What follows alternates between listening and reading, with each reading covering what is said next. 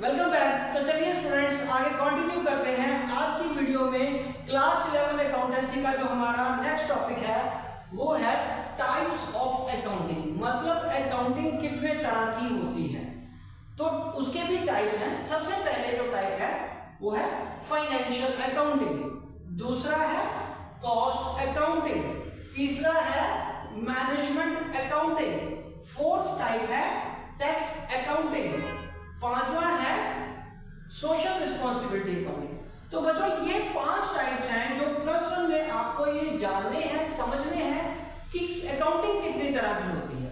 तो सबसे पहले अकाउंटिंग की बात करूंगा मैं, एक एक करके दोबारा मैं लिख के आपको समझा देता हूं। मैं मिटा रहा हूं इसको ताकि एक एक आपको आसानी से समझ आ जाए। ये पांचों के पांचों मैं दोबारा लिख के समझा दूंगा आपको, ठीक है जी। तो इसका मीनिंग लिखने के लिए मेरे को स्पेस चाहिए था, इसलिए मैं इसको इरेज कर रहा हूं। तो फाइनेंशियल अकाउंटिंग, पहले हम सीधी बात करें कि फाइनेंशियल अकाउंटिंग वो अकाउंटिंग जो हमें प्रॉफिट एंड लॉस को कैलकुलेट करना सिखाए, उसको हम बोलते हैं फाइनेंशियल अकाउंटिंग। मतलब जो आप +1 +2 बीकॉम में ये जो सारा कुछ पढ़ोगे कि किस तरीके से प्रॉफिट एंड लॉस कैलकुलेट होता है, बैलेंस शीट कैसे बनती है, जर्नल प्रोसेस क्या होता है, जर्नल का प्रोसेस क्या होता है, उसके बाद लेजर में जाता है, ट्रायल बैलेंस में जाता है, ये सारी चीजें जो भी आप पढ़ोगे फ्रॉम +1 ऑनवर्ड्स, उसको क्या बोलते हैं बेटा, उसको बोलते हैं financial accounting. So financial accounting की मैं टेक्निकल या बुकिश लैंग्वेज में लिखाऊंगा, सिंपल तरीके से आपको समझा रहा हूं। Financial accounting is that accounting which helps the firm to calculate profit and loss of the firm and to know the financial position of the business. ठीक है स्टूडेंट्स, ये हमारा क्या हो गया फाइनेंशियल अकाउंटिंग। मतलब सिंपल बात, वो अकाउंटिंग जो हमें प्रॉफिट एंड लॉस कैलकुलेट करना सिखाए या ये बताए कि फाइनेंशियल पोजीशन मतलब हमारी एसेट्स या लायबिलिटीज कितनी है, बैलेंस शीट कैसी है हमारी, वो अकाउंटिंग जो हम सीखते हैं उसको हम क्या बोलते हैं फाइनेंशियल अकाउंटिंग। तो यही अकाउंटिंग आप +1 में और +2 में सीखोगे। ठीक है बच्चों, चलिए अब हम अगली बात करते हैं। नेक्स्ट हम बात करेंगे कॉस्ट अकाउंटिंग की, कि कॉस्ट अकाउंटिंग क्या होती है। अब हम आगे बढ़ते हैं। कॉस्ट अकाउंटिंग, कॉस्ट का मतलब क्या होता है बच्चों, कॉस्ट का मतलब क्या हो गया कीमत। तो सेकंड जो हमारा आ रहा है वो आ रहा है कॉस्ट अकाउंटिंग। तो मैं पहले इसको सिंपल तरीके से समझाता हूँ। कीमत मतलब लागत, कितना पैसा खर्च हुआ। अब सिंपल बात करें इस पेन की, इस पेन को बनाने की कितनी कॉस्ट आई, मतलब इसमें लेबर लगा, इसमें वेजेस लगी, इसमें मटेरियल लगा और बहुत सारे छोटे मोटे खर्चे हुए। इन सब का समीशन कर देंगे, सबका टोटल कर देंगे, तो वो क्या बन जाएगा total cost of the product या किसी सर्विस की कॉस्ट को फाइंड करने के लिए। तो उस अकाउंटिंग को क्या बोलेंगे हम, कॉस्ट अकाउंटिंग। वो जनरली आप बीकॉम में पढ़ते हो second year onwards. So cost accounting का मतलब क्या हो गया, is that accounting which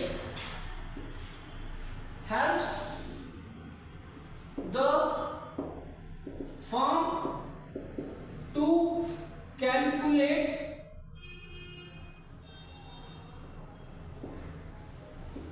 the cost of product या किसी सर्विस की लागत मूल्य निकालने के लिए जो अकाउंटिंग हम करते हैं उसको क्या बोला जाता है बच्चों, उसको बोला जाता है कॉस्ट अकाउंटिंग।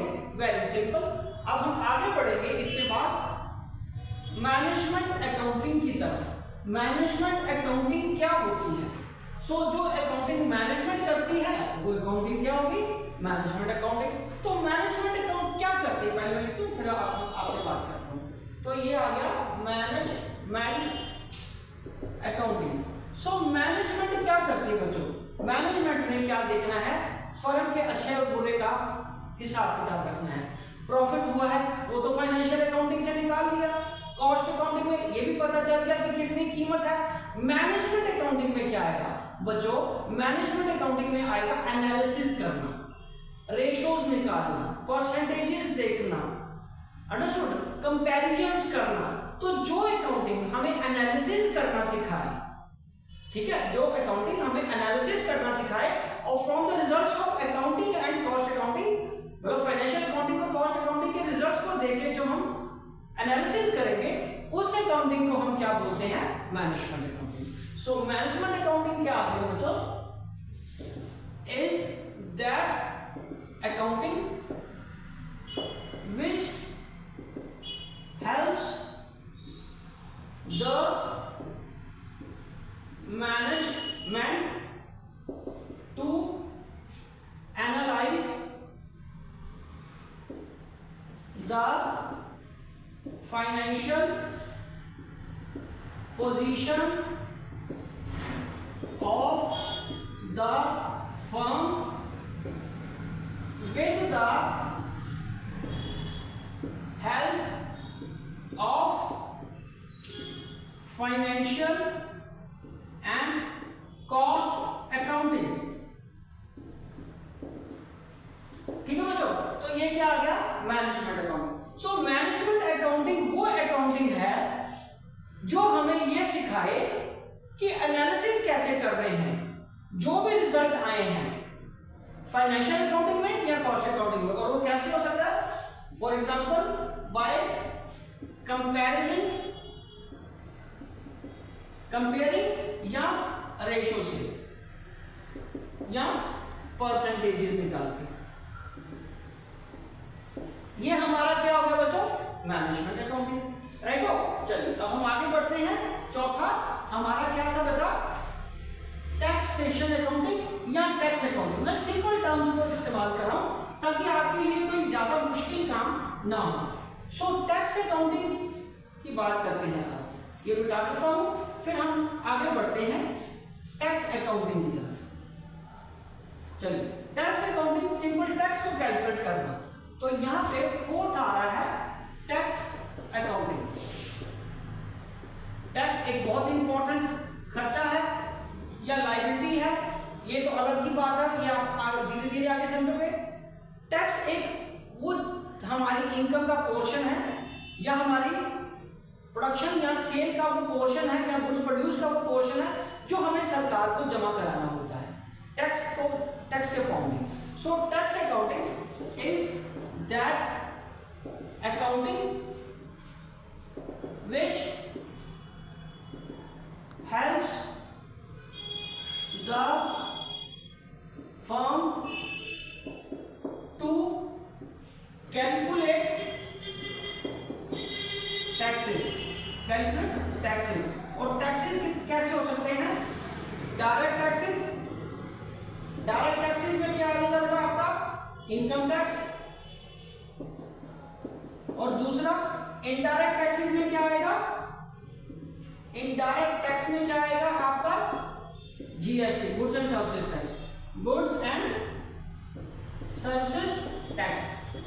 ठीक है बच्चों, ये आपका आएगा is that accounting which helps a firm to calculate taxes, direct taxes and indirect taxes.